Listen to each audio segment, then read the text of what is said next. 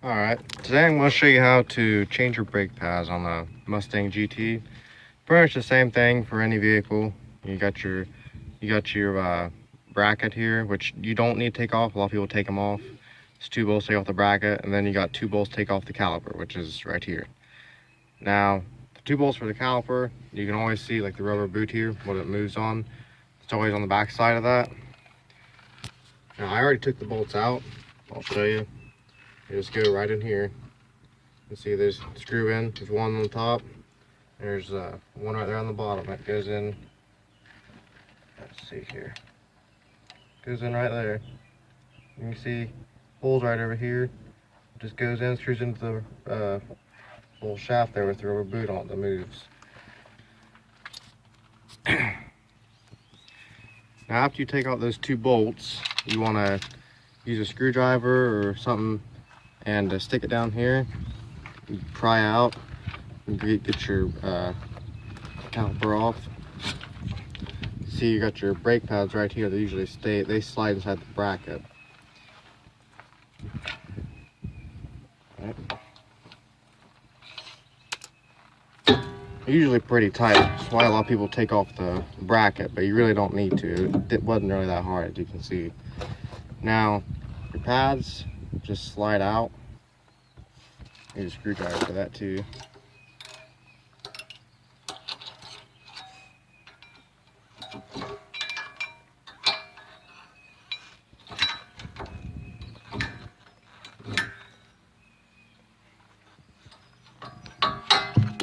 Just one out. Your other one will come out the same way. Alright, now got my new brake pads here. If you can see them. Now some of them these are the same. Some will have these little knobs here. They'll stick up, and the knobs will usually have to go on the back, and then the other one on the front will be flat. But these are the same, so don't really matter. Just gotta put them back in. They see a little groove there. This little tongue slides in there.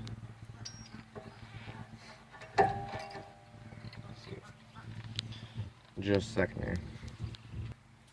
Alright, now I got them on there. I took both hands, but they just slide right in. I slide them right up against the rotor there. If you can see it, they're right against the rotor. So when you squeeze, it'll be good. Now, the only thing you gotta do when you do it this way, which, I mean, you gotta do it either way, but whether you take the bracket off or not. But if you look, see those 2 pistons there? Now, you're going to have to use an old brake pad, and I use a C-clamp, and you're going to have to press it back in. You know, some people you can open the bleeder valve like some people do, but I prefer not to. You're just wasting brake fluid. And I'll show you how to do that real quick.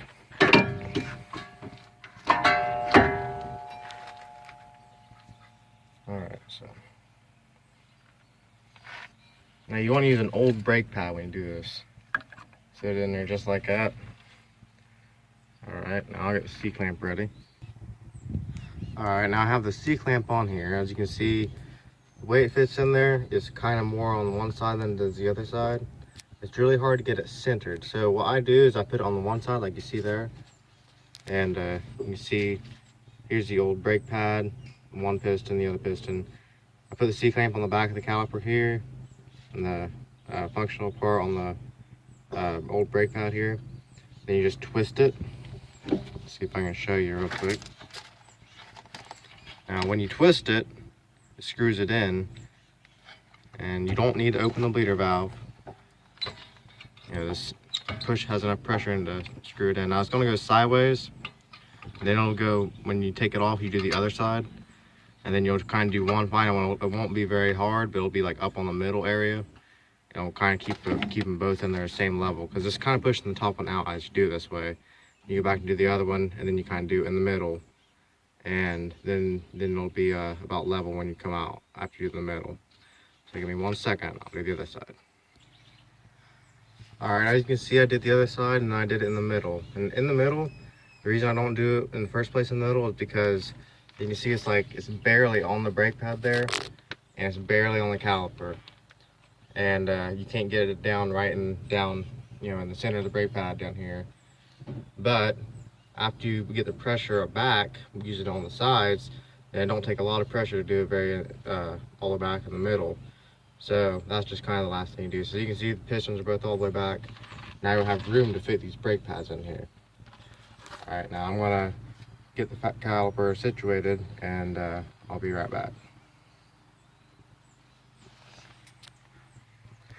All right, now you can see the caliper's pressed back. Pistons are pressed back, the caliper rather. And you see it fits on there just fine over the new brake pads. Okay.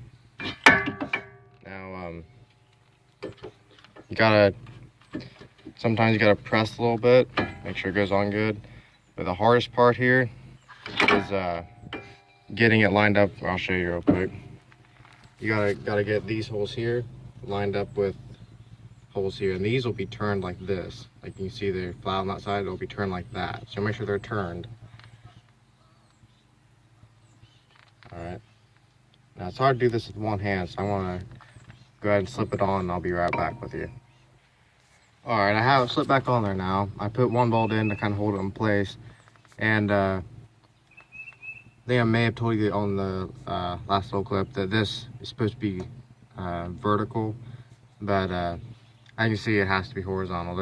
I guess it's different on different ones, but basically there's a flat side and then there's a flat side on the caliper. Just make sure those flat sides are together. Sometimes they're vertical, sometimes they're horizontal. Then after it's slipped on there, get the other bolt, and you just slip it back in here, screw it in,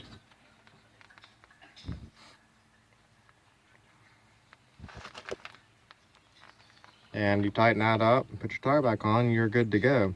Of course, you want to do both sides, and this is just the one side. It's actually the driver's side. Passenger side the exact same way. Usually it takes me about 20 minutes to do both sides, and you know, you go to a shop, you're going to take about an hour sometimes because they got to wait and get the cars in front of you. But not only that, they charge an arm and a leg to get them changed there, and it's very simple. It's 2 bolts and take your tire off, basically what it is, and you press it back in, put it back on, and you're good to go. You save yourself a lot of money. But this isn't a professional video or anything. I'm just filming videos as I do little projects to my cars and trucks here. But I figure I might as well start, posting them on YouTube. That way maybe it'll help someone out.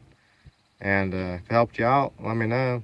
I'm going to be doing other ones in the future. I got to do brake pads on my 2001 Dodge Ram here soon. I'll be putting that up too. Same way, But this is it for today. Thanks for watching.